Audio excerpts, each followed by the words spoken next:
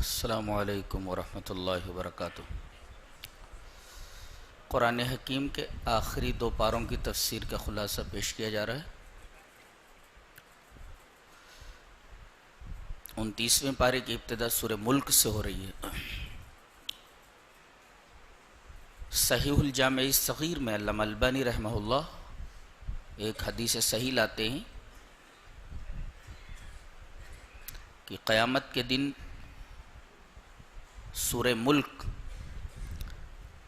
اللہ سے بحث کرے گی، لڑے گی اور اپنے پڑھنے والے کو بخشوا لے گی، تو سورہ ملک کو برابر پڑھنا چاہیے۔ دوسری روایت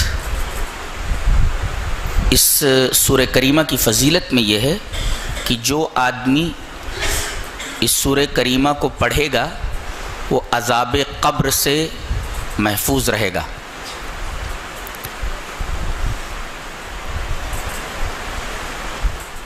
اسی وجہ سے اس سورہ کریمہ کا نام ایک ہے منجیہ۔ منجیہ مانے نجات دینے والی۔ تو اس سورہ کو اگر کوئی آدمی برابر پڑھتا رہے اور اس کو لازم کر لے تو مرنے کے بعد قبر میں وہ عذاب قبر سے محفوظ رہے گا۔ تو یہ عادت بنا لو کہ سونے سے پہلے سورہ ملک کی تلاوت ضرور کر لیا کرو، یا 24 گھنٹے میں کبھی بھی ایک بار سورہ ملک کو پڑھ لیا کرو۔ یہ تو اس سورہ کریمہ کی فضیلت ہے۔ فرمایا گیا الذی خلق الموت والحیات لیبلوکم ایکم احسن عملا۔ اس نے موت کو اور زندگی کو پیدا کیا ہے۔ پتہ یہ چلا کہ زندگی بھی مخلوق ہے اور موت بھی مخلوق ہے، اور کل نفس ذائقۃ الموت، ہر مخلوق کو مرنا ہے۔ تو زندگی کو تو مرنا ہے ہی، وہ تو مشاہد ہے، لیکن موت کو بھی مرنا ہے۔ زندگی کو تو موت ہے ہی، موت کو بھی موت ہے۔ وہ مشہور حدیث ہے، عذاب دوزخ پر میرا ایک لیکچر ہے، جمعہ کا خطاب ہے، تو اس میں وہ حدیث میں نے پوری ریفر کی ہے کہ اللہ تبارک و تعالی جب تمام جنتیوں کو جنت میں ڈال دے گا اور تمام جہنمیوں کو جہنم میں ڈال دے گا تو حکم دیا جائے گا ایک آواز لگانے والے کو کہ آواز لگاؤ جنتیوں کو کہ وہ اپنے بالا خانوں پر آ جائیں۔ بالا خانہ سمجھتے کیا بولتے ہیں اس کو؟ بالکنی۔ بالکنی، بالکنی پہ آ جاؤ، جنت کی بالکنیز پہ آ جاؤ، بالا خانوں پر آ جاؤ۔ اور جہنمیوں سے کہا جائے گا، آواز لگائی جائے گی تم بھی جہنم کے بالا خانوں پر آ جاؤ۔ لیکن دونوں بالکنیوں میں فرق ہوگا۔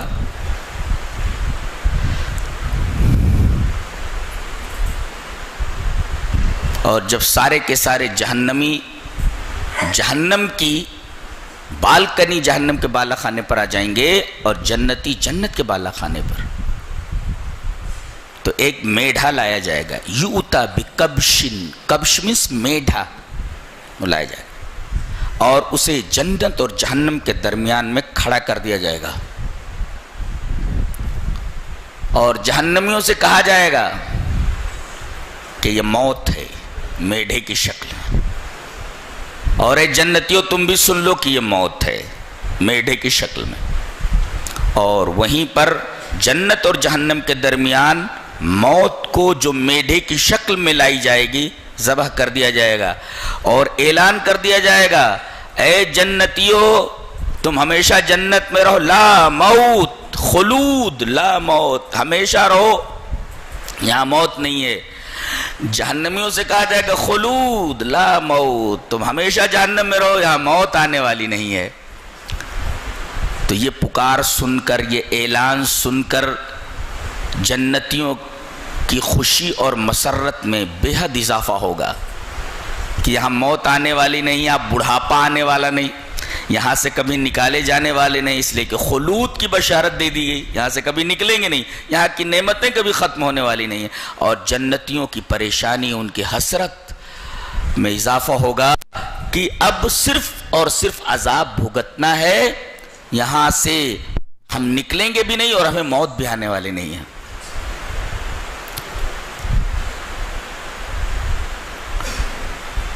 تو موت کو پیدا کیا اور زندگی کو پیدا کیا. تو زندگی مخلوق ہے، مخلوق کو مرنا ہے، تو زندگی کو مرنا ہے. موت کو پیدا کیا، موت مخلوق ہے اور اسے بھی مرنا ہے. مرنا کس طریقے سے ہے حدیث میں بتا دیا گیا. میڈھے کی شکل میں موت کو لایا جائے گا اور ذبح کر دیا جائے گا. بتائیے کتنا قدرت والا ہے وہ کہ موت کو بھی موت دے دیتا ہے. یہ نکتہ یاد رکھا جائے. 50 کتابیں پڑھو گے تب بھی یہ نکتہ نہیں ملے گا. ہاں، موت کو بھی موت دے دینے والا، مارنے والے کو مار دیتا ہے. کتنی بڑی جو زندہ ہے اسے تو موت دیتا ہی ہے، اس کی قدرت ہے. اور کمال قدرت یہ ہے کہ موت کو بھی موت دے دے. اس کو کہتے ہیں کمال قدرت. ہم لوگوں کا رب، ہم لوگوں کا الہ معبود اتنا پاورفل ہے، اتنی زبردست طاقت اور قوت کا مالک ہے. زندگی کو تو مارتا ہی ہے، موت کو بھی مار دیتا ہے. اور کس طرح مارتا ہے بتا دیا. یہاں پہلے موت کو لایا گیا ہے، زندگی کو بعد میں، جبکہ زندگی پہلے ہونی چاہیے نا، موت بعد میں. اس لیے کہ زندگی پہلے ہے، موت بعد میں. ہمارے مشاہدے میں یہاں اشارہ اس بات کی طرف ہے کہ زندگی سے موت سمجھ میں نہیں آتی، موت سے زندگی سمجھ میں آتی. کیسے؟ آدمی چلتا پھرتا ہے، اچانک بے حس و حرکت ہو جاتا ہے، کہتے ہیں مر گیا. مر گیا کیا مطلب؟ کوئی چیز تھی اس کے اندر جو نکل گئی ہے. جب تک تھی تب تک حرکت کر رہا تھا، بول رہا تھا، کھا رہا تھا، پی رہا تھا. کوئی چیز ہے جو نکل گئی ہے. یہ جو سب سے پہلے نکلی ہے ترتیب میں پیدائش کے سب سے آخر میں آتی ہے. اللہ نے فرمایا وَلَقَدْ خَلَقْنَا الْإِنسَانَ مِنْ سُلَالَةٍ مِّن طِينٍ ثُمَّ جَعَلْنَاهُ نُطْفَةً فِي قَرَارٍ مَّكِينٍ ثُمَّ خَلَقْنَا النُّطْفَةَ عَلَقَةً فَخَلَقْنَا الْعَلَقَةَ مُضْغَةً فَخَلَقْنَا الْمُضْغَةَ عِظَامًا فَكَسَوْنَا الْعِظَامَ لَحْمًا ثُمَّ أَنشَأْنَاهُ خَلْقًا آخَرَ فَتَبَارَكَ اللَّهُ أَحْسَنُ الْخَالِقِينَ. ہم نے تم کو مٹی کے خلاصے سے پیدا کیا ہے. پانی نہیں رکھے، پانی تو نطفہ، نطفے سے جمع ہوا خون، جمع ہوا خون سے لوتھڑا، لوتھڑے سے ہڈی، ہڈی کے اوپر چمڑے کا لباس. جب انسان پورا کا پورا بن گیا تو آخر میں روح پھونک دی گئی. اب یہ روح جو پھونک دی گئی اس کی وجہ سے انسان حرکت کرنے لگا، بولنے لگا، سوچنے لگا، ساری چیزیں کرنے. یہ جو آخر میں آئی ہے وہ پہلے نکل جاتی ہے، پہلے نکل جاتی ہے. تبھی تو آدمی کو معلوم ہوا کہ کوئی چیز اندر تھی جس کی وجہ سے چل رہا تھا، بول رہا تھا، کھا رہا تھا، پی رہا تھا. کوئی چیز تھی جو نکل گئی ہے. اب اس کے بعد لاش کو ایسے رہنے دو. اگر تھوڑی دیر تک رکھیں گے تو لاش کے اندر رائگر مورٹس شروع ہو جاتا ہے. رائگر مورٹس شروع ہو جاتا ہے، اکڑن، جسم اکڑ جاتا ہے. اور ہر ملک کے لحاظ سے رائگر مورٹس میں فرق ہوتا ہے. مثلا انڈیا میں 12 گھنٹے کے اندر غالباً رائگر مورٹس شروع ہو جاتا ہے، بدن میں اکڑن شروع ہو جاتی ہے، ایک دم اکڑ جاتا ہے بدن. کسی کسی ملک میں 24 گھنٹے میں رائگر مورٹس شروع ہوتا ہے. تو ڈاکٹر وغیرہ جانتے ہیں. اسی وجہ سے آنکھیں اگر کھلی ہوئی ہوں تو بند کر دینی چاہیے، اس لیے کہ اگر لاش اکڑ گئی تو پھر آنکھیں کھلی رہیں گی، بند نہیں ہوں گی. ہاتھ پیر کو سیدھا کر دیجئے، جس پوزیشن میں آپ رکھیں گے اسی پوزیشن میں لاش رہے گی. نہیں تو اگر ٹیڑھا میڑھا رکھ دیا گیا، لاش اکڑ گئی تو ہاتھ پیر ویسے کی ویسے ٹیڑھے رہیں گے. تو سارے اعضاء کو درست کر دیا جائے، آنکھیں بند کر دی جائیں. اس لیے کہ روح جب نکلتی ہے تو آنکھ اس کا پیچھا کرتی ہے، اسے کھل جاتی ہے اسے.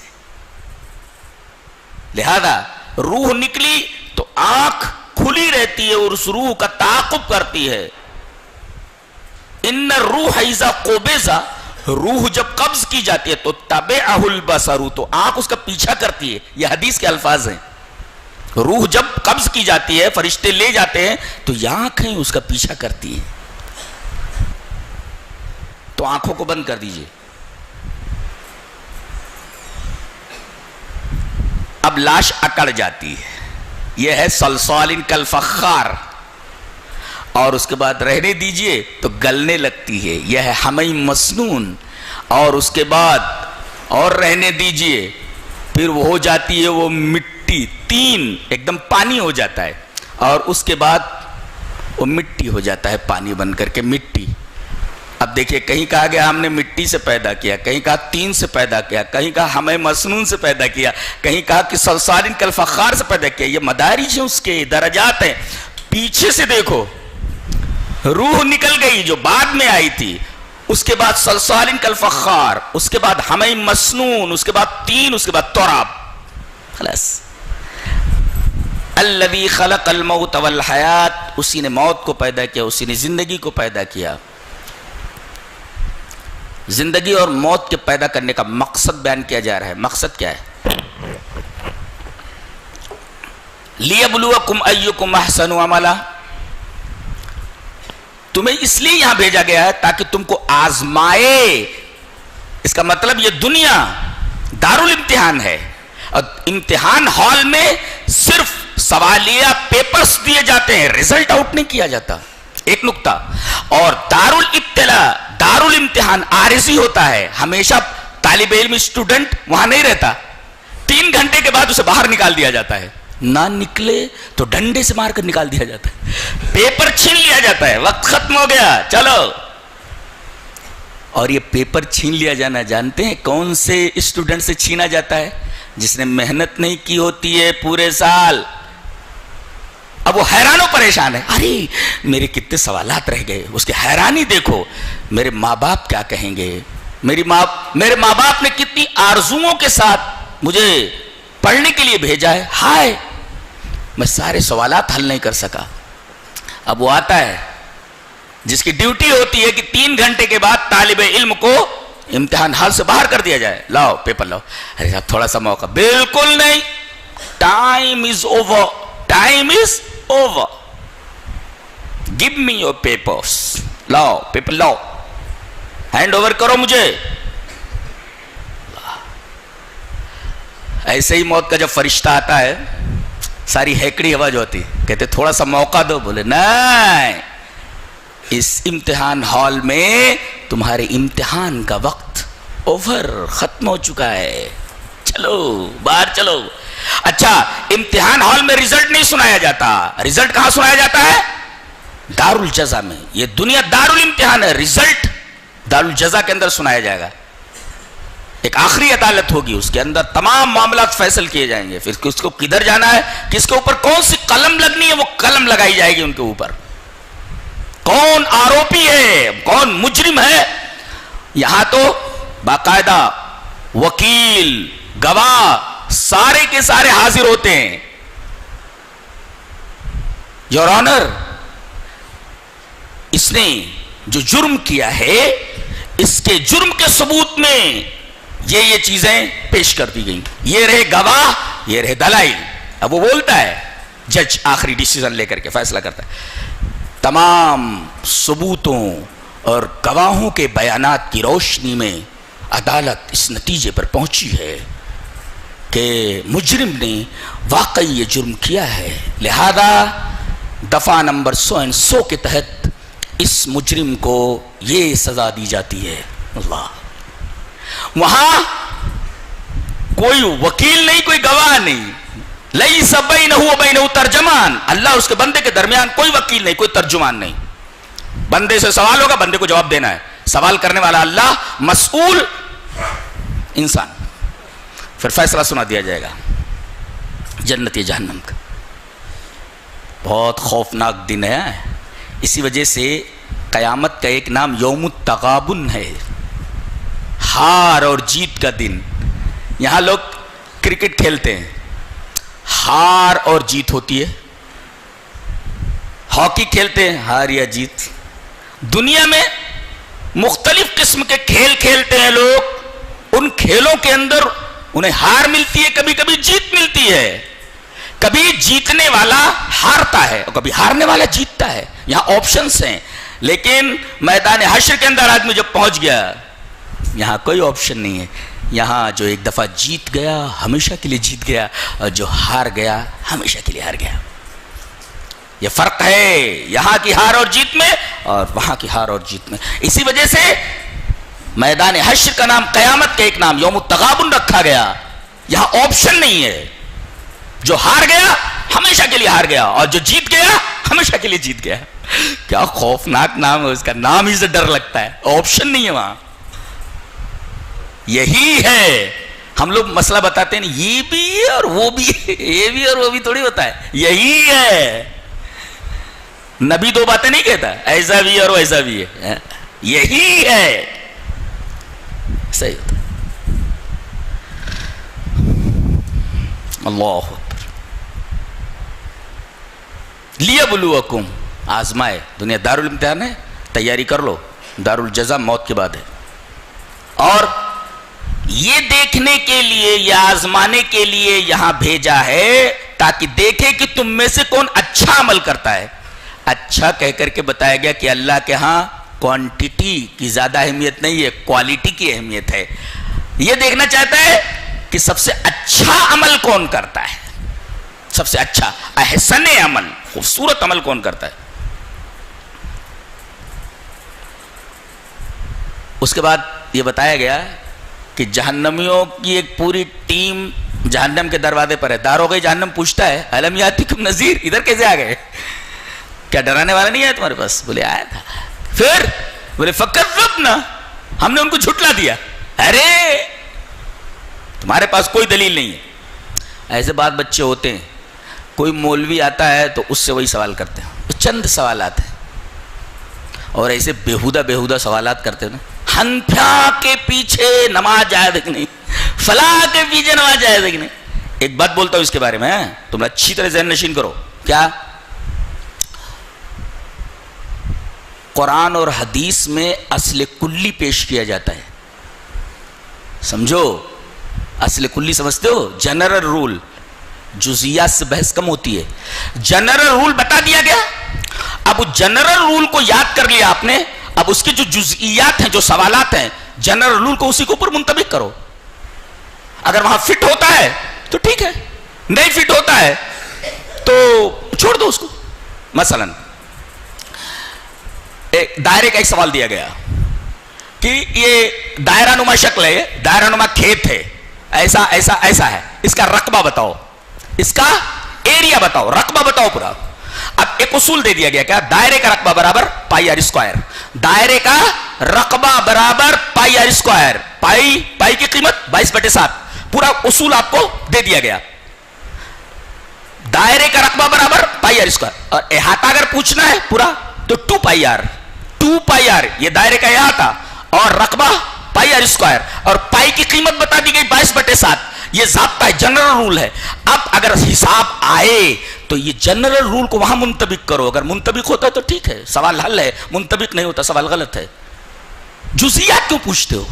اب ایک سوال آیا, کیا کہ جو شخص یا جو کمپنی, جو دکان سود میں مبتلا ہے, دیکھو سوال دیکھو کتنا احمقانہ اور بے وقوفانہ سوال ہے, کہ کوئی دکان, کوئی فیکٹری, اسی طریقے سے کوئی کمپنی, کوئی شخص سودی کاروبار میں مبتلا ہے تو اس کے ہاں کام کرنا کیسا؟ ارے بے وقوف آدمی, اصول تجھے بتا دیا گیا. کیا اصول ہے؟ اصول یہ ہے کہ سود کھانے والا ملعون, سود کھلانے والا وہ ملعون, اللہ کی لعنت اس کے اوپر. سود کا لکھنے والا وہ بھی ملعون, سود کی گواہی دینے والا وہ بھی ملعون. جب ضابطہ بتا دیا گیا تو فیصلہ کرنا جزئی کا کہ تجھے کیا کرنا ہے, وہاں نوکری کرنی ہے کہ نہیں کرنی ہے. جزیات کا کو پوچھ رہا ہے, جزیات کا کو پوچھ رہا ہے. ایک سوال اسی طریقے کا اور آیا, کیا کہ جیسے آدمی کوئی چیز جس کی ڈیمانڈ بہت زیادہ ہے وہ اس کو اسٹور کر لیتا ہے اور اس انتظار میں ہے کہ بھاؤ بڑھے تب میں بیچوں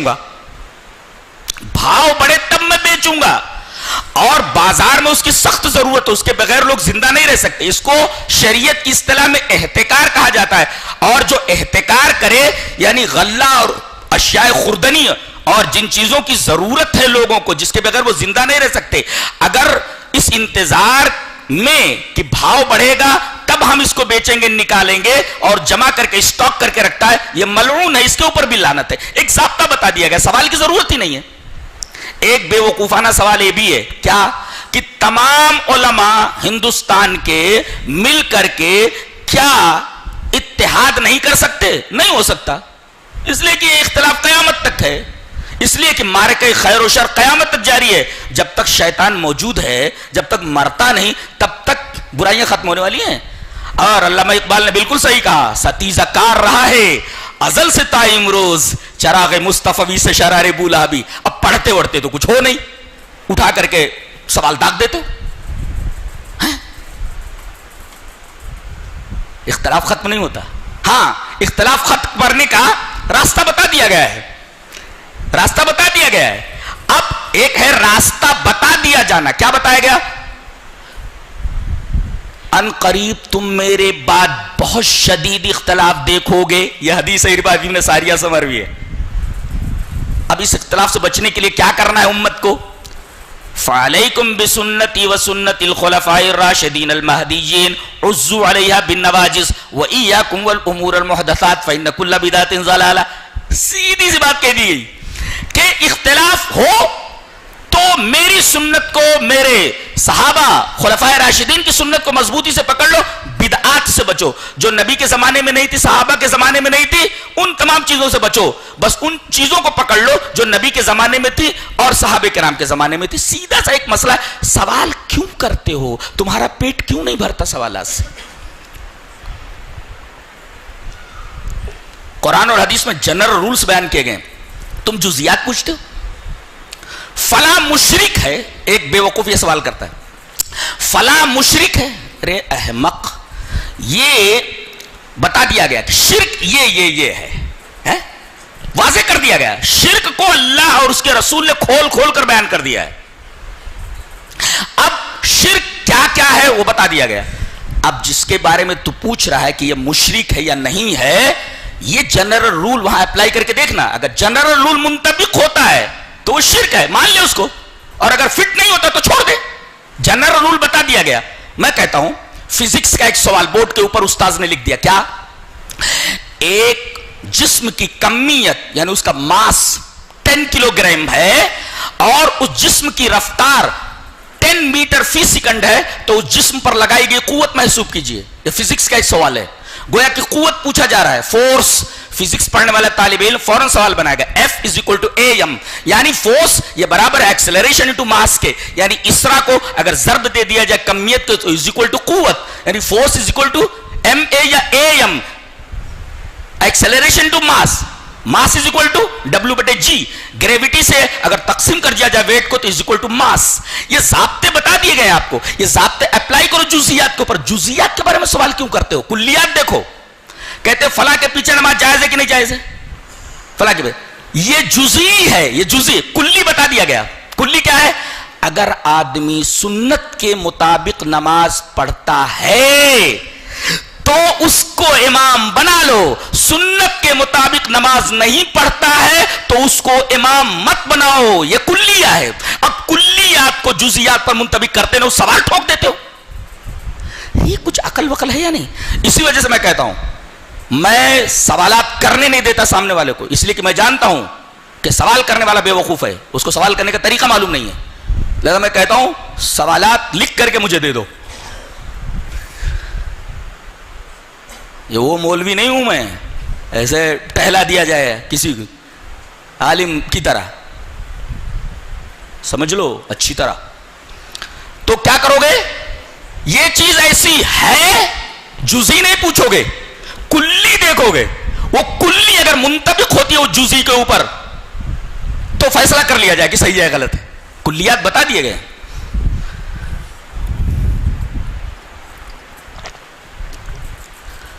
آگے بتایا گیا کہ ہم نے جھٹلا دیا جب آئے تو. اچھا اس وجہ سے ادھر آ گئے.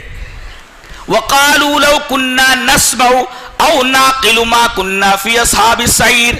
اچھا کم سے کم تم کو سننا تھا نا. دیکھو سب سے پہلے یہ نہیں کہا کہ تم کتاب دیکھ لیتے فلاں کر لیتے فلاں، کاش کہ ہم سنتے. ارے بھائی ایک آدمی کوئی بات کہہ رہا ہے شریعت کے نام پر، دین کے نام پر، تو اس کی بات سنو. یہ دیکھو کس چیز کا حوالہ دے رہے، کاش کہ ہم سنتے. سنا نہیں ہم نے سنا نہیں. اب سنو گے نہیں تو فیصلہ کیسے کرو گے؟ فیصلہ کیسے کرو گے؟ سننا ضروری ہے پہلے. وَقَالُوا لَوْ كُنَّا نَسْمَعُ، کسی حادثے کا حوالہ نہیں دیا گیا، حادثہ سماعت کا حوالہ دیا گیا. کاش ہم سنتے. بعض بچوں کو دیکھا گیا ایک دفعہ سوال کرنے کے لیے آئے، اس کے بعد نظر نہیں. ہاں کھانے کے لیے دیکھے گئے، کھانے کے لیے دیکھے گئے. وہ کچھ فتنہ پرداز لڑکے ہیں، وہ کھانے کے لیے دیکھے گئے، بقیہ وہ اور نمازوں کے اندر، اور پھر سوالات کرنے کے لیے ادھر نہیں آئے. تو بات ذہنیتیں ایسی ہوتی ہیں، سننا ہی نہیں چاہ رہے، سننا ہی نہیں چاہ رہے. وَقَالُوا لَوْ كُنَّا نَسْمَعُ أَوْ نَعْقِلُ. سننے کے بعد عقل کا حوالہ ہے کہ آدمی سنتا ہے تو عقل کچھ کام کرنا شروع کر دیتی، سوچتی ہے کہ آیا صحیح ہے غلط ہے. آگے باس بعد الموت کی ایک بڑی پیاری دلیل دی جا رہی ہے. وَكُلُوا مِن رِزْقِ وَإِلَيْهِ النُّشُورُ. اللہ کا رزق کھاؤ اور اسی کی طرف لوٹنا. بہت پیاری دلیل ہے بھائی. رزق کھاؤ اور اسی کی طرف لوٹنا ہے، کیا مطلب؟ یعنی باس بعد الموت کو، مرنے کے بعد زندگی کو تمہارے رزق کھانے سے وابستہ کر دیا گیا. کیا مطلب؟ ذرا غور کرو. اللہ فرماتا ہے غور کرو. یہ غور کرنے کی بار بار بات کرتا ہے اس لیے کہ بہت مجمل انداز میں ایک قانون جیسے بتاتا ہے نا. قانون بہت مختصر ہوتا ہے، کلی ہوتا ہے، وہ کلی ہوتا ہے قانون. کہتا ہے دیکھو جب بیج تم ڈالتے ہو زمین میں تو بیج کدھر چلا جاتا ہے؟ زمین کے اندر. اچھا زمین کے اندر چلا گیا، اوپر مٹی ہے. اچھا اب اس کے اوپر پانی ڈالتے ہو، پانی سے کیا ہوتا ہے؟ وہ بیج سڑ گل جاتا ہے، سڑ گل جاتا ہے. اور سڑنے گلنے کے بعد بالکل وہی شے نئے سرے سے نمودار ہوتی ہے اور وہی تمہارا غلہ بنتی ہے جس پر تمہاری زندگی کا مدار ہے. تو ایسے ہی مرنے کے بعد جب تم مٹی میں چلے جاؤ گے، اوپر سے مٹی برابر کر دی جائے گی، سڑ گل جاؤ گے. تو اسی طریقے سے جب سور پھونکا جائے گا تو ایک نئے وجود کے ساتھ تم زمین سے باہر نکل آؤ گے. اسی وجہ سے وہ کلو من رزق کے بعد وَإِلَيْهِ النُّشُورُ کہا گیا کہ یہ تو سامنے کی بات ہے. اگر غور کرو تو باس بعد الموت پر فوراً تمہیں یقین ہو جائے کہ اس چیز کا مشاہدہ تو ہم دنوں رات کرتے رہتے، کھیت میں تو دیکھتے رہتے. ایک بیج ڈالا گیا، زمین کے اندر چلا گیا، اوپر سے مٹی ہے، اب وہ سڑ گل جاتا ہے. سڑنے گلنے کے بعد جب تک وہ سڑتا نہیں، گلتا نہیں، تب تک اس سے نئی زندگی کی، نئی پودے کی نمود نہیں ہوتی. گویا انسان کا بدن سڑ گل جاتا ہے تو وہیں سے اس کو دوبارہ پیدا کیا جاتا ہے. اور آپ کو معلوم ہے کہ انسان کے پورے بدن کی ساری چیزیں سڑ گل جاتی ہیں. اللہ کے رسول صلی اللہ علیہ وسلم نے ارشاد فرمایا کل جسد ابن آدم یبلا یاکلہ التراب الا عجب الذنب. انسانی بدن کے ہر جز کو مٹی کھا جاتی ہے سوائے عجب الذنب کے. منہ خلق ومنہ یرکب.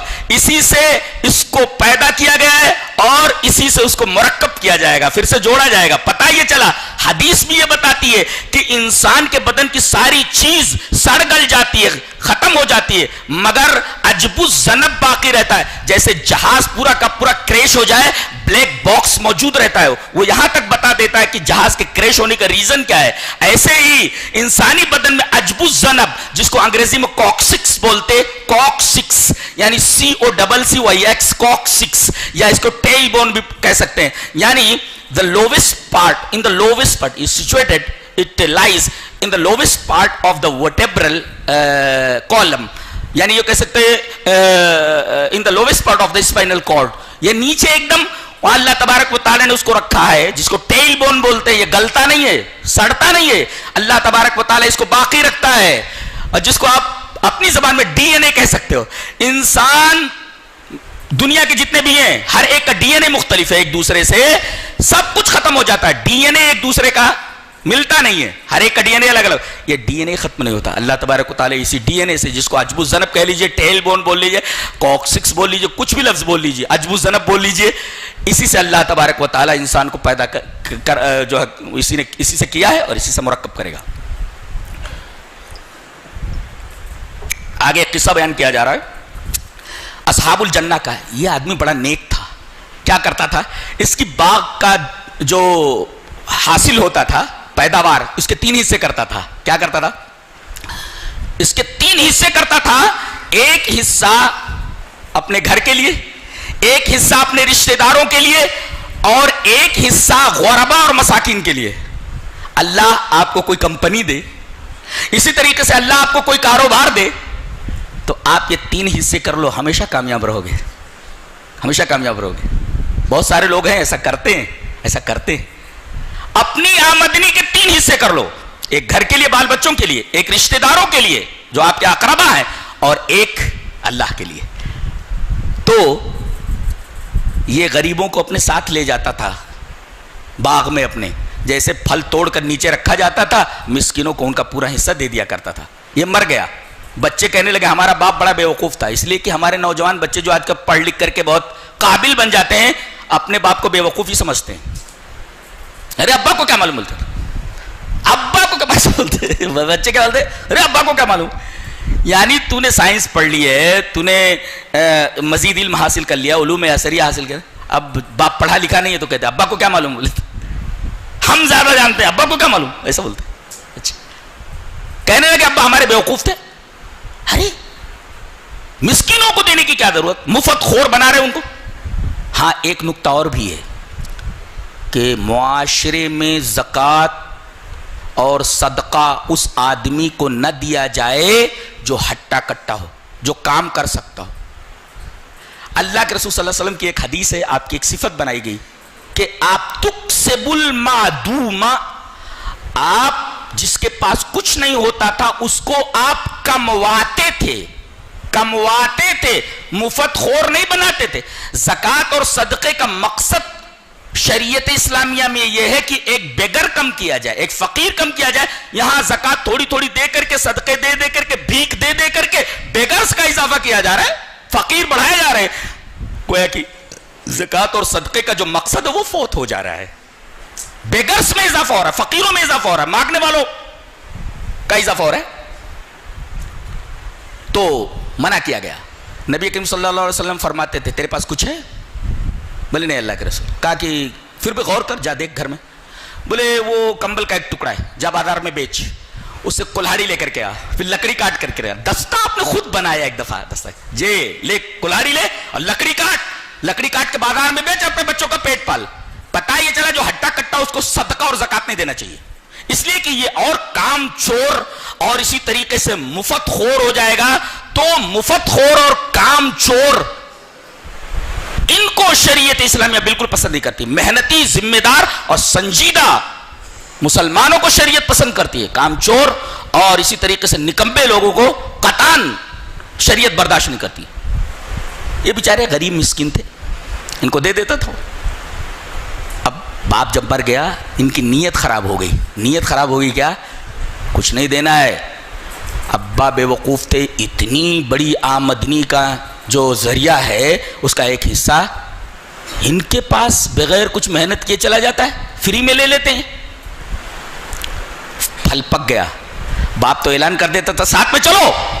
ان لوگوں نے کہا کہ اس طرح دھیرے دھیرے اٹھو کہ ان مسکینوں کو پتہ نہ چلے, اور باغ میں پہنچ کر کے سارا پھل ہم اپنے قبضے میں لے لیں گے. فانطلقوا وهم يتخافتون, وہ چلے اور دھیرے دھیرے باتیں کر رہے تھے کہ کہیں مسکین سن نہ لے, کہیں مسکین سن نہ لیں. باغ میں پہنچے تو ڈھونڈ رہے ہیں باغ کدھر ہے, ڈھونڈ رہے ہیں باغ کدھر ہے. آدمی کو اپنا باغ معلوم نہیں ہوتا, اندھا ہو تو معلوم رہتا اس کو, یہ تو بینا ہے. یہ اسپاٹ پر پہنچ گئے, پتہ ہی نہیں چلتے تھے باغ کدھر گیا. ایک بول رہا ہے راستہ بھٹک گئے, لگتا ہے راستہ بھٹک گئے. ارے بیچ والے نے کہا, 3 بھائی تھے لگتا ہے, بیچ والے نے کہا کہ راستہ واسطہ نہیں بھٹکے، کچھ تو بھی مصیبت آ گئی ہے. اور اللہ فرماتا ہے رات میں ان کی نیت خراب ہوئی، اور نیت کی خرابی کی وجہ سے رات ہی میں جبرائیل نے آ کر کے، ایک فرشتے نے آ کر کے پورے باغ کو تباہ و برباد کر دیا. باغ کا پتہ ہی نہیں چلا باغ گیا کدھر، پورا باغ تباہ ہو گیا. پتہ چلا کہ نیت کی خرابی آدمی کے رزق کی برکت ختم کر دیتی ہے. ہمیشہ نیتیں صحیح رکھو. حضرت عیسیٰ علیہ السلام کا ایک واقعہ غالباً انجیل برناباس میں ہے کہ اپنے ایک حواری کو لے کر چلے، کچھ روٹیاں ساتھ میں تھیں، چلے ایک جگہ رکے اور کہا کہ یہ جو 3 روٹیاں ہیں، ایک تو کھا لے، ایک میں کھا لیتا ہوں، اور ایک رکھ لے، آدھا آدھا آگے کھا لیں گے اگر بھوک لگی تو. اس بستی تک ہمیں پہنچنا ہے. یہ دونوں روٹیاں کھا گیا، ایک تو حضرت نے کھایا اور دونوں روٹیاں یہ دبا گیا. اب اگلے پڑاؤ کے اوپر کہا کہ وہ روٹی لاؤ لاؤ کھا لیتے. ہی کرنے لگا. کہا کہ کیا ہوا؟ بولے ایسا ہوا حضرت کہ وہ میں پانی پینے کے لیے گیا نا تو کتا آیا اور وہ روٹی لے کر چلا گیا. ایک روٹی پر اپنا ایمان پھینک دیا. جیسے آج 10 روپے کے اوپر ایمان پھینک دیتا ہے مسلمان اپنا، اتنا سستا ہے اس کا ایمان. کرسی کے بدلے آیت الکرسی کا سودا کرنے کے لیے تیار رہتا ہے. یہ حواری دیکھو، ایک روٹی کے اوپر اس نے اپنا ایمان بیچ دیا. حضرت عیسیٰ علیہ السلام کو معلوم ہو گیا جھوٹ بول رہا ہے، یہ چہرے سے پتہ چل گیا جھوٹا ہے. ہی کیا نا، پتہ چل گیا جھوٹا ہے. اس لیے کہ face is index of mind, چہرہ اندروں کا آئینہ دار ہوتا ہے. پتہ چلا جھوٹا ہے، بدماش. فوراً آپ نے کہا کہ یہ ریت پڑی ہوئی نا، 3 بڑے بڑے ڈھیر بنا، 3 بڑے بڑے ڈھیر بنائے اسے. اللہ کے حکم سے سونا بن جا. تینوں ڈھیر سونا بن گئے. کہا حضرت عیسیٰ ایک ڈھیر میرا اور ایک ڈھیر تیرا اور ایک ڈھیر اس کا جس نے تیسری روٹی کھائی ہے. کہنے لگا یہ حضرت میں نہیں کھائی ہے، کتا نہیں لے گیا تھا میں نہیں کھائی، کتا نہیں لے گیا تھا میں نہیں کھائی ہے، میں نہیں کھائی. دیکھا کہ یہ لالچی. کہا کہ ایسا کر، یہ تینوں ڈھیر سونے کے تو ہی لے لے، لیکن میرے ساتھ اب تو نہیں رہ سکتا. حضرت عیسیٰ علیہ السلام وہاں سے آگے نکل گئے. یہ جب اٹھانے لگا تو سونا کافی تھا. اب وہاں اس نے یہ سوچا کہ رات بھر آرام کر لیتا ہوں، شام ہو گئی ہے، صبح اٹھوں گا، گاؤں سے مزدور لاؤں گا، تھوڑی دور پر ہے، اور پھر اٹھوا کر کے اپنے گھر لے جاؤں گا. رات میں 4 ڈاکو آئے، دیکھا کہ 3 ڈھیر سونے کے ہیں اور ایک آدمی سویا ہوا ہے. فوراً اس کی منڈی کاٹ دی، مر گیا ہوا آدمی، منڈی کاٹ دی. انہوں نے کہا کہ رات بھر رکے رہتے ہیں، صبح ناشتہ واشتہ کرنے کے بعد یہ سونا اٹھائیں گے، چلیں گے ڈاکو. ایک چور کو، ایک ڈاکو کو انہوں نے بستی کی طرف بھیجا کھانا لینے کے لیے. کھانا لے کر کے آ جاؤ، کھانا کھا لیتے، ناشتہ کر لیتے، پھر چلتے. ان تینوں کی نیت بگڑ گئی. کہنے لگے ڈھیر 3 ہے، آدمی 4، ناانصافی ہے، فوراً اس کو مار دیا جائے، جیسے آئے گا مار دیں گے اس کو. اور اس کی نیت خراب ہو گئی تھی. کہا کہ تینوں ڈھیر میں لے لیتا ہوں، اس نے کھانے میں زہر ملا دیا تھا. جب آیا تو جیسے ہی پہنچا ان تینوں نے اس کے اوپر حملہ کر دیا، اس کی گردن کاٹ دی کہ ایک ایک ڈھیر لے لیں گے سونے کا. اور جب کھانا کھایا تو تینوں ہی مر گئے. کتنی لاشیں ہوئیں؟ 4 1 5. حضرت عیسیٰ علیہ السلام ادھر سے واپس اپنے حواریوں کے ساتھ لوٹے تو دیکھا 5 لاشیں پڑی ہوئی. سمجھ گئے سارا ماجرا کیا ہے. کہا اپنے شاگردوں سے بچو نیت کی خرابی سے، کہ نیت کی خرابی آدمی کو تو ہلاک کرتی ہی ہے، دوسروں کی ہلاکت کا ذریعہ بنتی ہے.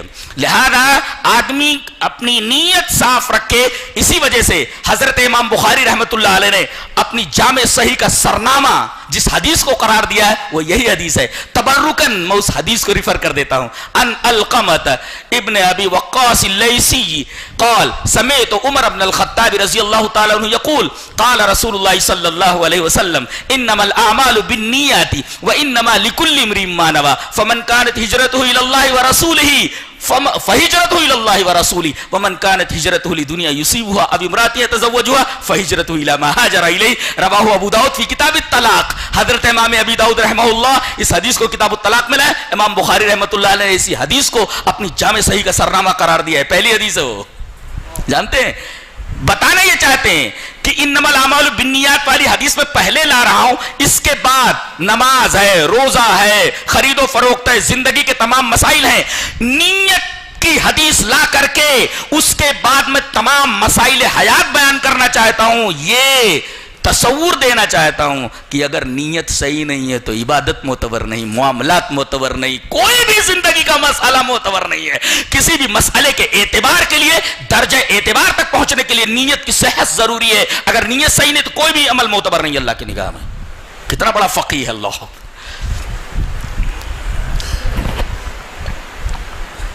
نیت کی خرابی سے پورا باغ تباہ و برباد ہو گیا. یہ تصور دیا گیا کہ نیت خالص رکھو.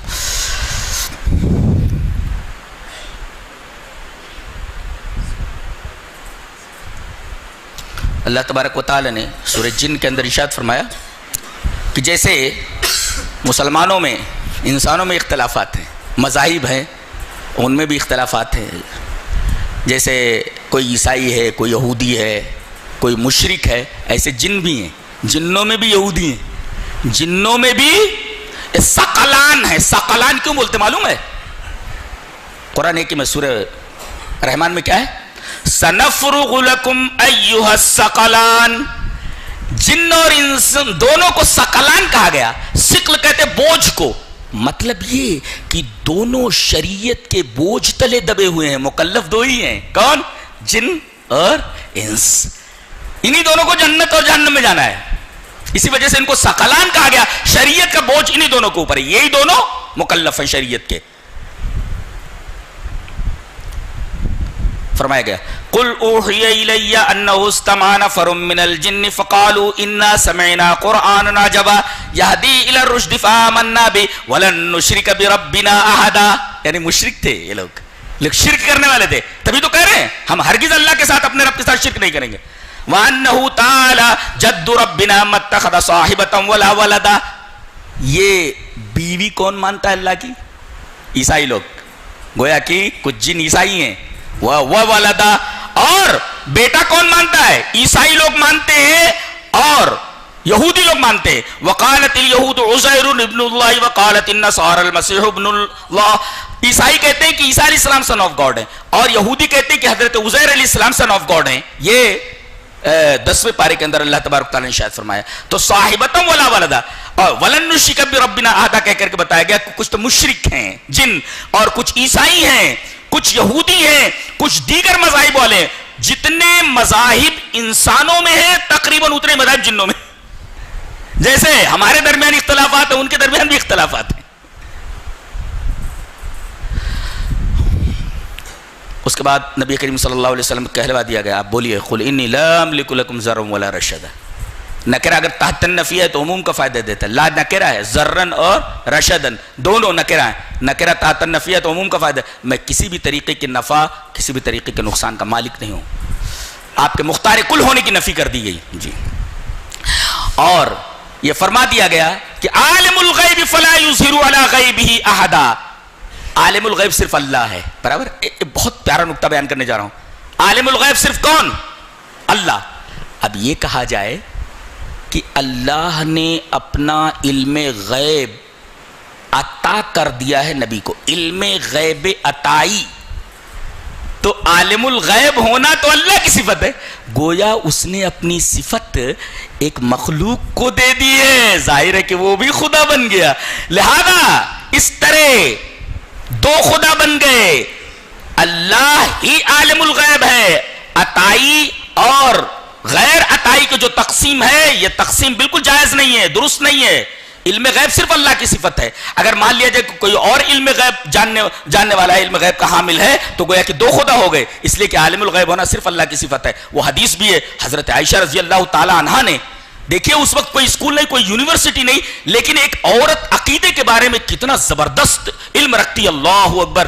حضرت عائشہ فرماتی, بخاری شریف کی روایت اس طرح وعن عائشة رضی اللہ تعالیٰ عنہ قالت من حدثك ان محمد رأى ربه فقد كذب وهو يقول لا تدرك الابصار ومن حدثك انه يعلم الغيب فقد كذب وهو يقول لا يعلم الغيب الا الله رواه البخاری فی کتاب التوحید. حضرت عائشہ فرماتی ہیں کہ جو کوئی تم سے یہ کہے کہ اللہ کے رسول نے معراج میں اللہ کو اپنی آنکھوں سے دیکھا وہ جھوٹ بولتا ہے, اس لیے کہ اللہ فرماتا ہے لا تدرك الابصار, اسے آنکھیں نہیں دیکھ سکتی. اور تم سے جو کوئی یہ کہے کہ اللہ کے رسول کو غیب کا علم تھا انه يعلم الغیب فقد كذب, وہ بھی جھوٹ بولتا ہے. کیوں؟ اس لیے کہ اللہ فرماتا ہے لا يعلم الغیب الا اللہ, اللہ کے علاوہ کسی کو غیب کا علم نہیں ہے. گویا کہ عالم الغیب کسی اور کو ماننا عطائی طور پر بھی, اس کا مطلب ہو کہ خدائی اللہ نے عطا کر دی دوسرے کو خدا بنا دیا. ہاں, یہ نہیں جانتے کہ دوسرے کو عالم الغیب کہنا کتنا بڑا گناہ ہے اور ہم کیا کر رہے ہیں.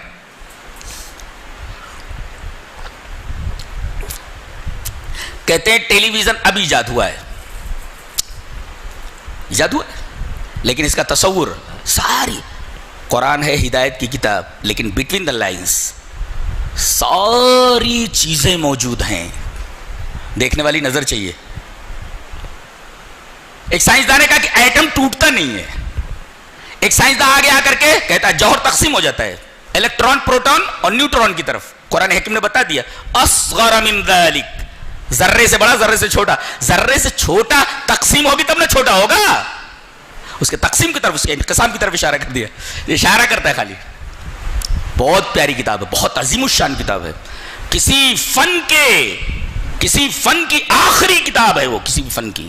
جہاں کسی فن میں کسی کو کچھ سمجھ میں نہیں آتا, قرآن حکیم کا مطالعہ کرتا رہے, کہیں نہ کہیں اس سوال کا جواب مل جائے گا, اس سوال کا حل مل جائے گا اس کو. لیکن دیکھنے والی نظر چاہیے.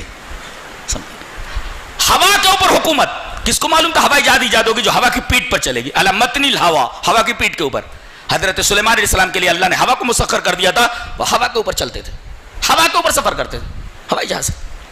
جنوں کے اوپر تسخیر تھی. اور آج کل جیوگرافک چینل میں کیا دکھاتے ہیں, دیکھتے تو ارے نیچے جا رہا ہے ماسک پہنے ہوئے, مچھلیاں یہ جا رہی ہیں تو فلاں وہ جا رہا ہے, سانپ ایسے جا رہے. کون سی نئی بات ہے؟ جنوں کو قبضے میں کیا ہوا تھا, ان کو دریا میں ڈال دیا تھا, ان کو ماسک کی ضرورت نہیں ہے, وہ خود بغیر ماسک کے مچھلی بھی شارک حملہ کرے تو اس کو پکڑ کر چیر دیں گے. ایسے دے وَمِنَ الشَّيَاطِينِ مَنْ يَغُوصُونَ لَهُ وَيَعْمَلُونَ عَمَلًا دُونَ ذَلِكَ. کچھ جنات ایسے تھے جو دریا میں غواصی کرتے تھے, موتیاں نکالتے تھے. وَيَعْمَلُونَ عَمَلًا دُونَ ذَلِكَ, اور دوسرے بڑے بڑے کام کرنے کے لیے اور بھی جن تھے جن کے کام بٹے ہوئے تھے. اللہ اکبر. دریا کے اندر غواصی کرنے والے, یغوصون, دریا کے اندر کام کرنے والے, سمندر کی گہرائیوں میں اتر کر کے موگے اور موتی نکالنے والے, طرح طرح کے جمس نکالنے والے. حضرت سلیمان علیہ السلام کے خادم تھے یہ جنات. کوئی چیز نئی نہیں ہے. قرآن حکیم پر غور کرو تو جو کچھ تم دیکھو گے کوئی چیز نئی نظر نہیں آئے گی. یہاں دیکھیے جنت کتنی دور ہے, جہنم کتنی دور ہے ایک دوسرے سے. کبھی کبھی جنتی چاہیں گے کہ فلاں صاحب کو دکھائیے, اللہ سے مطالبہ کریں. جہنم میں کہاں ہے وہ, جہنم میں کدھر ہے, دکھا دیا جائے گا, تمنا پوری کر دی. یہ رہا بدماش ہوتا, وہ دیکھو جل رہا ہے, چلا رہا ہے, وہ دیکھو مار پڑ رہی ہے اس کے اوپر, دکھا دیا. ابھی دیکھو یہاں مشاہدہ کرایا جا رہا ہے. فی جنات یتساءلون عن المجرمین, جنت اور جہنم کے درمیان سے حجابات اٹھا دیے گئے. جنتی جہنمیوں کو دیکھ رہے ہیں, جہنمی جنتیوں کو دیکھ رہے ہیں. اب بات ہو رہی ہے یتساءلون, جنت کہاں ہے جہنم کا, دونوں کے درمیان کتنا فاصلہ ہے, لیکن درمیان سے حجابات اٹھا دیے گئے اور دونوں ایک دوسرے کو دیکھ رہے ہیں. اتنا فاصلہ ہے, اتنا فاصلہ ہے, دیکھ رہے ایک دوسرے کو, سوال کر رہے ہیں ما سلککم فی سقر, جہنم میں کیسے آگے بھی پوچھ رہے. آواز بھی پہنچ رہی ہے وہاں تک, اتنے فاصلے سے آواز پہنچ رہی ہے. قالوا لم نکن من المصلین, نماز نہیں پڑھتے تھے. ولم نکن نطعم المسکین, مسکینوں کو کھانا نہیں کھلاتے تھے, وغیرہ وغیرہ. وہ اپنی بدماشی بتائیں گے ایسا ایسا. دیکھو اللہ تبارک و تعالی نے جہنم کا ایک منظر دکھاتے ہوئے سائنس کے ایک پہلو کی طرف اشارہ کر دیا. اب وہ پہلو اگر دیکھنا ہو تو دیکھ لو, ہے تو ہدایت کی کتاب ہے. جنت اور جہنم کا ایک منظر دکھایا جا رہا ہے, وہ تمہاری ہدایت کے لیے. اگر کوئی سائنٹسٹ اس زاویے سے بھی دیکھنا چاہے تو دیکھ سکتا ہے. ہر آدمی کے ذوق کے لیے سامان موجود ہے قرآن حکیم میں, اپنے ذوق کی تسکین کرنے کے لیے آدمی دیکھ سکتا ہے اس کو.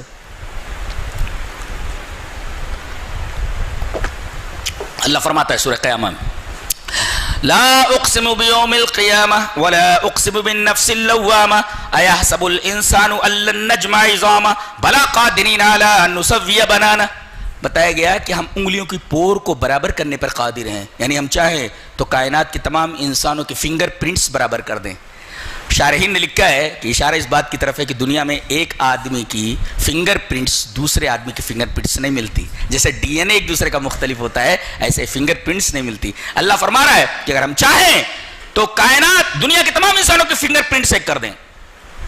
اور آج دستخط تو کیا، پاسپورٹ تو اس پر جو رہتا ہے پتہ وتا وہ تو الگ، خالی انگلیوں کے نشانات لے لیتے، پتہ چل جاتا ہے کہ آدمی پہلے ادھر آیا تھا.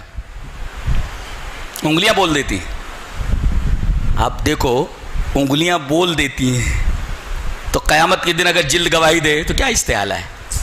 اور اعضا بولتے ہیں. پہلے ایسا ہوتا تھا بغیر ٹکٹ کے اگر کوئی آدمی گاڑی میں بیٹھ گیا تو ٹی سی آ کر کے اسی سے کہتا تھا پلیز ٹکٹ ٹکٹ پلیز. سو معلوم ہو جاتا تھا یہ پہلو بدل رہا ہے سر. یعنی اعضا بولتے ہیں، اعضا بولتے ہیں کہ چور ہے، بدماش ہے یہ.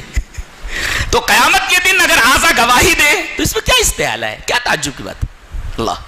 اللہ نے فرمایا وقالوا لجلودهم لما شهدتم علينا قالوا انطقنا الله الذي انطق كل شيء. ارے تم ہمارے خلاف گواہی دے رہے ہو، زندگی میں تو خاموش تھے، آپ کیسے بولے؟ بولے اسی ذات نے بلوایا جو ہر چیز کو بلوا سکتا ہے. یہ جواب ہے چمڑے کا اور بدن کے اعضاء کا. اللہ. اس کے بعد فرمایا گیا ہماری جنت میں آ جاؤ. جنت پوری کی پوری ایئر کنڈیشنڈ ہے. جنت پوری کی پوری ایئر کنڈیشنڈ ہے. جی لا يرون فيها شمسا ولا زمهريرا، جس میں زیادہ ٹھنڈک نہیں اور جس میں زیادہ گرمی نہیں. گرمی اور سردی کے توازن کو برقرار رکھنے کے لیے ایئر کنڈیشن لگا ہے. ایئر کو کنڈیشن کر، کولر وہ صرف ٹھنڈا کرتا ہے، وہ کولر نہیں ہو. ایئر کو کنڈیشن میں لے آنا، نہ زیادہ گرمی نہ زیادہ سردی. فرمایا گیا لا يرون فيها شمسا ولا زمهريرا، یہاں زیادہ گرمی بھی نہیں، یہاں زیادہ ٹھنڈی بھی نہیں، ماحول بالکل معتدل ہے. پوری جنت ایئر کنڈیشنڈ ہے، پوری جنت ایئر کنڈیشن ہے. ہماری جنت میں آؤ.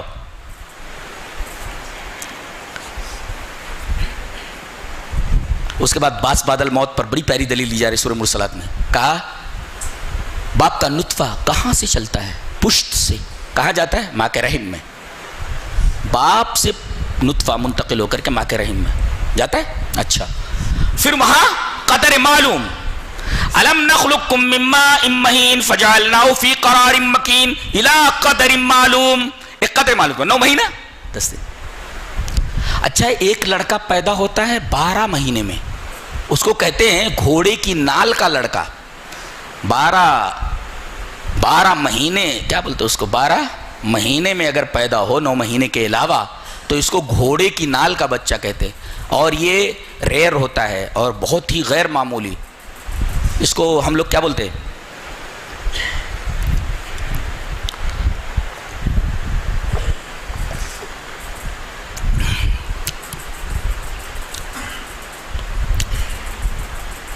کبھی کبھی ایسا ہوتا ہے غیر معمولی لڑکا ہوتا ہے 12 مہینے میں جو پیدا ہوتا ہے. عام طور پر قدر معلوم 9 مہینہ ہے، 9.5 مہینہ 10 مہینہ. اب باپ کی پشت سلام ماں کے رحم میں آ گیا. اچھا اور وہاں 9 مہینے کے بعد اس کے اوپر زلزلہ طاری کیا جاتا ہے. کس کے اوپر؟ ماں کے بدن کے اوپر. اور جیسے ہی زلزلہ طاری ہوتا ہے بچہ باہر آ جاتا ہے. ہاں زلزلے کے طیران کی بات ہے، بہت تکلیف میں ہوتی ہے عورت. زلزلے کا طیران تو بچہ باہر آ جاتا ہے. ایسے ہی اذا زلزلت الارض زلزالها، جتنے بھی لوگ مر گئے ان کو ہم نے زمین کے حوالے کر دیا، اور اگر جلا دیا گیا تو راکھ مٹی میں چلی گئی تو گویا زمین کا حمل ٹھہر گیا. آپ نے لاش کو اٹھا کر کے مٹی کے اندر ڈال دیا، یہ زمین کا حمل ٹھہر گیا. اور جیسے حاملہ عورت کا حمل ایک قدر معلوم کے بعد باہر آ جاتا ہے، زلزلے کے طیران کے بعد، ایسے ہی اذا زلزلت الارض زلزالها واخرجت الارض اثقالها، ایسے ہی جیسے عورت کے بدن پر زلزلہ طاری کرتے ہیں تو بچہ باہر آ جاتا ہے، ایسے ہی جب ہم زمین کے اوپر زلزلہ طاری کریں گے تو واخرجت الارض اثقالها، تو زمین اپنے بوجھ کو باہر نکال کر کے پھینک دے گی. زمین کا حمل ٹھہر جاتا ہے، چاہے راکھ بنا کر کے اندر ڈال دو چاہے ویسے ہی اس کو ڈال دو. یہ ایک باس بادل موت پر ایک بہت پیاری دلیل ہے. سورہ نبا اللہ تبارک تعالیٰ ارشاد فرمایا کافر اس وقت بہت افسوس کرے گا. آج تو اپنی منمانی کر رہے ہیں، سب انکار کر رہے ہیں. بولے گا وَيَقُولُ الْكَافِرُ يَا لَيْتَنِي كُنْتُ تُرَابًا، اے کاش آج میں مٹی ہو جاتا، کاش میں مٹی ہو جاتا. لیکن وہاں کوئی حسرت اور کوئی تمنا فائدہ نہیں دے گی. وہاں موت بھی آنے والی نہیں ہے. اور اللہ تبارک و تعالی نے اگلی ایک سورہ کے اندر، سورہ اعلیٰ کے اندر فرمایا، ایسی زندگی کبھی دیکھی ہے کہ آدمی نہ مرتا ہو نہ جیتا ہو؟ بیچ بیچ کی زندگی کتنی خوفناک زندگی ہوتی. لا يموت فیہا ولا یحیا، جہنمی جہنم کے اندر نہ مرے گا نہ زندہ رہے گا. تصور کر لو، لرزہ، بدن کپ کپانے لگے گا، رونگٹے کھڑے ہو جائیں گے. لا يموت، ایک جملہ ہے لیکن دل دہلا دینے کے لیے کافی ہے. لا يموت فیہا ولا یحیا، جہنم میں آدمی کو موت، مرے گا بھی نہیں اور زندہ بھی نہیں رہے گا. یہ کیسی زندگی ہے کہ مر بھی نہیں رہا ہے اور زندہ بھی نہیں ہے؟ یہ عجیب و غریب کیفیت ہے. بہت ہی، آدمی اگر صحیح تصور کر لے تو آدمی کا دل دھڑکنا بند کر دے گا. اتنی خوفناک سچویشن بتائی گئی ہے. سورہ فجر میں کہا گیا کہ فرشتے آتے ہیں، اگر نیک روح ہے تو کہتے ہیں یا ایتھا النفس المطمئنہ ارجعی الی ربک راضیۃ مرضیہ. اللہ تجھ سے راضی، تو اللہ سے راضی، چل اللہ کے پاس چل. اور فادخلی فی عبادی وادخلی جنتی، ہماری جنت کے اندر آ جا، ہمارے اچھے بندوں کے زمرے میں شامل ہو کر کے. اللہ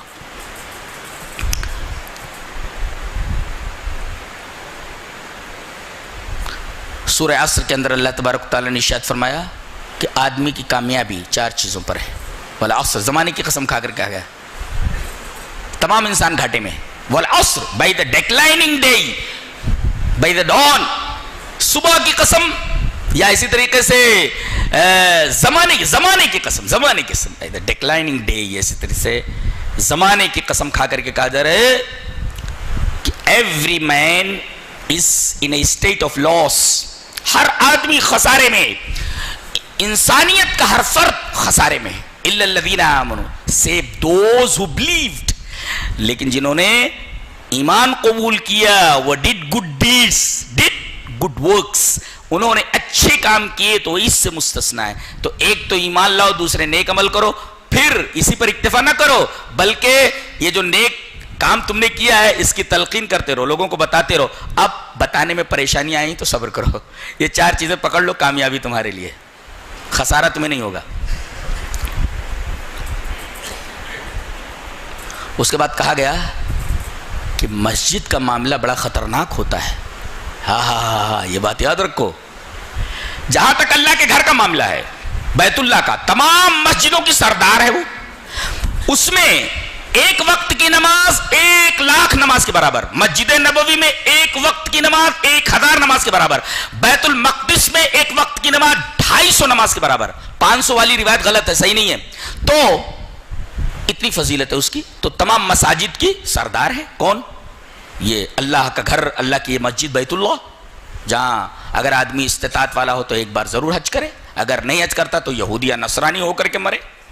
بہت سارے لوگ ہیں، زاد و راحلہ ہے، استطاعت ہے، لیکن وہ حج نہیں کرتے. اللہ کے رسول صلی اللہ علیہ وسلم نے فرمایا ایسے آدمی کی موت یا تو یہودیت پر ہوگی یا نصرانیت کو. لہٰذا جلدی کرو، پیسہ ہے تو حج کر کے ضرور آؤ، حج کر کے ضرور آؤ، اللہ کا گھر دیکھ کر کے آؤ. جانتے اس مسجد کی طرف آنکھ اٹھا کر کے جس نے بھی دیکھا اس کی آنکھیں نکال لی اللہ تبارک تعالیٰ نے. انسان چاہے درمیان میں آئے یا نہ آئے، اللہ اکیلے نمٹ لیتا ہے. انسانوں کو بھی درمیان میں آنے کی ضرورت نہیں. ابرہا چلا تھا صنعاء سے گھر کو ڈھانے کے لیے، وادی محصر میں پہنچا. اللہ تبارک تعالیٰ نے چھوٹی چھوٹی چڑیوں کے ذریعے جو جھنڈ در جھنڈ تھی، اس پورے لشکر کو جو ہاتھی کے ساتھ تھا، ہاتھی تک تباہ و برباد ہو گئے. چھوٹی سی مخلوق چڑیوں کے ذریعے اللہ تبارک تعالیٰ نے پورے لشکر کو تباہ کر دیا. اللہ یہ فرمانا چاہتا ہے ہمیں کسی کو ختم کرنا ہو تو ہمیں انسانوں کو درمیان میں لانے کی ضرورت نہیں پڑتی. ہم اپنی کسی بھی مخلوق کو چھوٹی سی حکم دے دیتے ہیں، معاملہ فنش ہو جاتا ہے. اور ہماری ایک سنت ہے، اللہ فرماتا ہے، سنت مینس ایک سنت جاری ہے اس کائنات میں، کہ جب انسان بدمعاشی کرتا ہے اور اپنی حد سے تجاوز کرتا ہے تو ہم سب سے بڑی نعمت جو اس کی ہوتی ہے ہم اسی کو سب سے بڑی زحمت بنا دیتے ہیں. آدمی ہوا کے بغیر زندہ نہیں رہ سکتا. اللہ تبارک و تعالی نے اسی ہوا کو قوم عاد کے لیے تباہی کا سامان بنا دیا. 7 رات اور 8 دن تک مسلسل چلتی رہی, مکینوں کا پتہ نہیں, مکان کھڑے ہوئے ہیں. اگر درخت کو پکڑ لیتے تھے, ہوا درخت کو اکھاڑ لیتی تھی اس آدمی کے ساتھ اور اوپر لے جا کر کے گھما کر کے پٹک دیتی تھی. اور بڑی شان کے ساتھ فرمایا گیا فَهَلْ تَرَى لَهُم مِّن بَاقِيَةٍ, کوئی باقی دکھا؟ کیا شان ہے بولنے کی, اللہ اکبر. اتنی طاقتور قوم کو ہوا کے ذریعے تباہ کر دیا, جس کے بغیر آدمی زندہ نہیں رہ سکتا تھوڑی دیر. اللہ تعالیٰ نے اسی نعمت کو زحمت بنا دیا. صرف اتنا کہا کہ اسپیڈ بڑھا دے, بس حکم ہوا اسپیڈ بڑھا دے. اور یہ دریا جب تک اپنی حد میں رہتا ہے, انسان جب تک اپنی حد میں ہے تب تک ہر چیز حد میں ہے. نہیں تو اللہ تبارک و تعالیٰ, یہ ندیاں اسے ہم پانی لیتے ہیں, ہماری کھیتیاں اس سے سیراب ہوتی ہیں. آدمی جب بدماشی کرتا ہے تو صرف اللہ کو اتنا حکم دینا, ذرا حد سے باہر نکلا تو تب نہ دکانوں کا پتہ لگتا ہے نہ مکانوں کا پتہ لگتا ہے, اور آدمی کی سانس اوپر کی اوپر نیچے کی نیچے ہو جاتی ہے. منظر تو آپ دیکھ ہی چکے ہو. اسی طرح 12,000 افراد تقریباً, اس سے بھی زائد, لاتور کے اندر جو زلزلہ آیا اتنے آدمی مارے گئے. اور ایک گاؤں میں تقریباً 12,000 افراد یا 5,000 افراد تھے. 12,000 تو ایسے مارے گئے, ایسے لوگ بتاتے ہیں اخبارات. 5,000 افراد پر مشتمل کلاری ایک گاؤں تھا لاتوری کے ایریے میں. پورا گاؤں نیچے چلا گیا, بس زمین برابر ہو گئی. اور جانتے ہیں اس کی طرف بھی اللہ نے فرمایا آدمی معمون ہو گیا ہے. افامنتم من یخسف بکم الارض, اللہ کیا تم بے خوف ہو گئے ہو, ایسا نہ ہو کہ زمین تمہیں لے کر کے دھل جائے. کتنا شاندار تبصرہ ہے. نیچے چلے گا, پورا گاؤں نیچے چلا گیا, اوپر سے زمین برابر ہو گئی. نیچے کھا لیا زمین نے, اس کو اپنے اندر لے لیا. اس کو خسف ارض کہتے, زمین کے اندر دھنس جانا.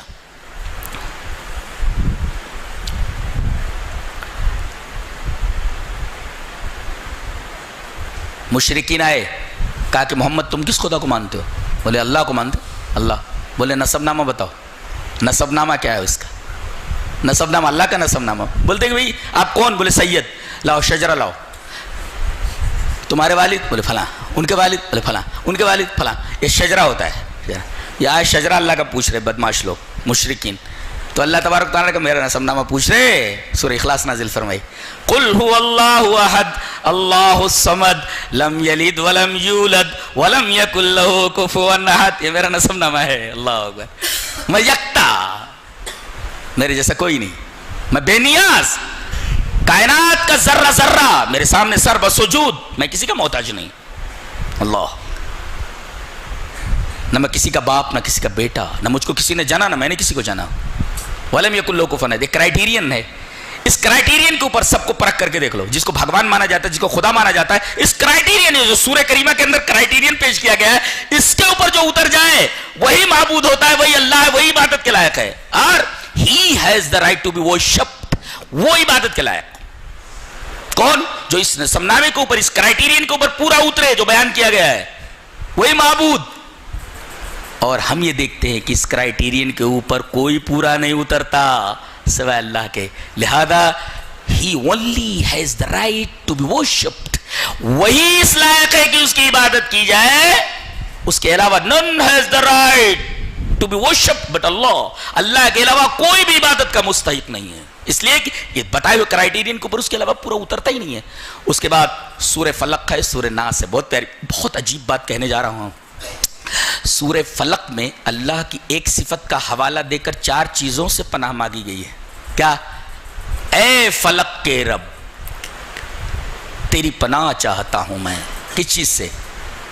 ایک چیز من شر ما خلق, جتنی بھی مخلوقات ہیں ان کے شر سے. جتنی بھی مخلوقات ہیں وہ کوئی تکلیف دینا چاہ رہے ہیں, ان کی تکلیف سے میں تیری پناہ میں آنا چاہتا ہوں. ایک ومن شر غاسق اذا وقب, اور رات سے جب چھا جائے. گناہ کب شروع ہوتے ہیں؟ جب سورج ڈوب جاتا ہے. دھندا کرنے والی عورتیں, اپنا جسم بیچنے والی عورتیں رات کے اندر بن ٹھنڈ کر کے کھڑی ہوتی, اور سانپ اور بچھو یہ اپنی کمین گاہوں سے نکلتے ہیں، ڈاکو اپنی کمین گاہ سے نکلتے ہیں، چور اپنی کمین، گویا کہ رات یہ شر کا مجموعہ ہے، شر وَمِن شَرِّ غَاسِقٍ إِذَا وَقَبَ، اور رات کے شر سے میں پناہ مانگتا ہوں جب وہ داخل ہو جائے، وَمِن شَرِّ النَّفَّاثَاتِ فِي الْعُقَدِ، جادو سے پناہ مانگتا ہوں، گرہوں کے اندر پھونک مارنے والیاں، لبید ابن عاصم کی بیٹیوں کی طرف اشارہ ہے جنہوں نے نبی کریم صلی اللہ علیہ وسلم کے اوپر جادو کیا تھا، ان سے میں پناہ مانگتا ہوں، اور وَمِن شَرِّ حَاسِدٍ إِذَا حَسَدَ، حسد کرنے والے کے حسد سے وہ حسد کرے، گویا کہ اللہ کی ایک صفت کے حوالے سے چار چیزوں سے پناہ مانگی گئی اللہ کی، ایک، اور سورہ والناس کے اندر اللہ کی چار صفتوں کے حوالے سے ایک چیز سے پناہ مانگی گئی ہے، قُلْ أَعُوذُ بِرَبِّ النَّاسِ مَلِكِ النَّاسِ إِلَٰهِ النَّاسِ۔ دیکھیے اللہ تبارک و تعالیٰ کے تین صفتوں کا حوالہ دیا گیا، رب، ملک، الہ، رب مانے پالنے والا، ملک مانے بادشاہ، الہ مانے معبود۔ پہلے میں ایک صفت ذکر کر کے چار چیزوں سے پناہ مانگی گئی، یہاں تین صفت ذکر کر کے ایک چیز سے پناہ مانگی گئی، کیا؟ الوسواس الذی یوسوس فی صدور الناس من الجنۃ والناس۔ غور کیجیے آپ، پہلی سورہ میں، سورہ فلق میں جن چار چیزوں سے پناہ مانگی اس کا تعلق جسم سے ہے، بدن سے ہے، بدن کو بچانا ہے ان سے، اور یہ جو سورہ ناس ہے اس کے اندر ایک چیز ہے، اس کا تعلق روح سے ہے، وسوسے کا تعلق قلب سے ہے، بدن سے نہیں ہے، اور یہی وسوسہ آتا ہے شیطان کی طرف سے، اور یہی وسوسہ آتا ہے شیطان انس کی طرف سے، اور اس وسوسے میں جو مبتلا ہو گیا اس کا دین اس کے ہاتھ سے چلا جاتا ہے۔ پتہ یہ چلا کہ سورہ فلق کے اندر آدمی اپنا بدن بچائے، اور سورہ جس پر قرآن ختم ہوتا ہے یہ بتانے کے لیے کہ اللہ کی تین صفتوں کی پناہ چاہ لے، وسوسے سے بچ جا، اس لیے کہ وسوسہ دین کو خراب کر دیتا ہے، تو اگر دین کو بچانا ہے تو وسوسے کو اپنے قریب نہ آنے دے۔ پورے قرآن کا خلاصہ یہ نکلا کہ انسان کو چاہیے کہ اپنے دین کی حفاظت کرے، اس لیے کہ دین کی حفاظت کے اوپر بھی آخرت کی کامیابی کا دار و مدار ہے۔ تو اللہ تبارک و تعالیٰ سے دعا ہے اس قرآن کے حوالے سے کہ اللہ اپنے اس کلام کے واسطے سے ہم سے جو غلطیاں ہوئی ہیں اللہ انہیں معاف فرما۔ اسی طریقے سے ہم تو خطاؤں کے پتلے ہیں، غلطیاں ہو سکتی نہیں، ہوتی ہیں، اے اللہ دانستہ اور نادانستہ ہم سے ہونے والی خطاؤں کو درگزر فرما۔ جن لوگوں نے قرآن حکیم کو پورے مہینے تیری عظمت کو نگاہوں میں سامنے رکھ کر کے تیرے کلام کے مفہوم کو سنا ہے، اے اللہ انہیں عمل کرنے کی توفیق عطا فرما۔ اے اللہ مجھ کو تو نے یہ توفیق بخشی کہ اپنے ٹوٹے پھوٹے انداز میں تیرے کلام کی تشریح کر سکوں، میں اسے تیری طرف سے بہت بڑا فضل و کرم سمجھتا ہوں، تیری طرف سے بہت بڑا اعزاز سمجھتا ہوں کہ تو نے اپنی کتاب سے مجھے اس قدر وابستہ فرمایا ہے، اور آج سے نہیں بلکہ تو تقریباً 15-20 سال سے اپنی کتاب کے ساتھ میری وابستگی کو برقرار رکھے ہوئے، اے اللہ میں اس پر تیرا جتنا شکریہ ادا کروں کم ہے۔ اے اللہ تبارک و تعالیٰ مجھے ہدایت دے اور اپنے کلام سے زندگی بھر، زندگی کے آخری سانس تک وابستہ رہنے کی توفیق عطا فرما، اور تمام مسلمانوں کو اپنی اس کتاب عزیز کے ذریعے عزت دے، ذلت کے تحت الثری سے نکال کر انہیں عزت کے اوج ثریا کے اوپر پہنچا دے۔ اے اللہ انہیں توفیق دے کہ اس قرآن کے ذریعے اپنے ایمان کو جلا بخشیں، اے اللہ اس قرآن کے ذریعے اپنے عمل کو جلا بخشیں۔ اے اللہ ہم دعا کرتے ہیں کہ اے اللہ اس قرآن کے واسطے سے کہ اے اللہ جب تک دنیا میں زندہ رکھ، ایمان کے اوپر زندہ رکھ، عقائد صحیحہ کے اوپر زندہ رکھ، اعمال صالحہ کے اوپر زندہ رکھ، اور جب موت آئے تو دامن توحید ہمارے ہاتھ میں ہو۔ اے اللہ مرنے کے بعد قبر میں منکر نکیر کے سوالوں کے جوابات آسان فرما۔ اے اللہ حشر کی گرمی کے اندر اے اللہ تو اپنے عرش کا سایہ نصیب فرما۔ اے اللہ حشر کی گرمی میں پیاس لگے تو اے اللہ اپنے حبیب کو جو تو نے حوض کوثر عطا کیا ہے، اے اللہ نبی کریم صلی اللہ علیہ وسلم کے دست مبارک سے جام کوثر سے جام عطا فرما۔ اے اللہ جو زمرہ صالحین میں داخل فرما۔ اے اللہ جنت کے دروازے پر ہمیں پہنچا اور ہمارا استقبال داروغ جہنم اس طرح کرے، سلام علیکم طبتم فادخلوها خالدین۔ اے اللہ ہمیں جنت الفردوس عطا فرما۔ اے اللہ ہمیں جہنم کی آگ سے بچا۔ اے اللہ زندگی کے جتنے مرحلے ہیں ہر مرحلے میں ہمیں کامیاب فرما، اور ہمیں توفیق دے کہ کبھی بھی کسی پل تیری نافرمانی نہ ہو، تیرے رسول کی نافرمانی نہ ہو۔ اے اللہ توفیق دے کہ تیری کتاب کے اوپر عمل کریں، تیرے رسول کی احادیث کے اوپر عمل کریں۔ اے اللہ جب تک زندہ رہیں ایمان کے اوپر، مریں تو خاتمہ بالخیر، لا الہ الا اللہ کہتے ہوئے، وآخر دعوانا ان الحمدللہ رب العالمین۔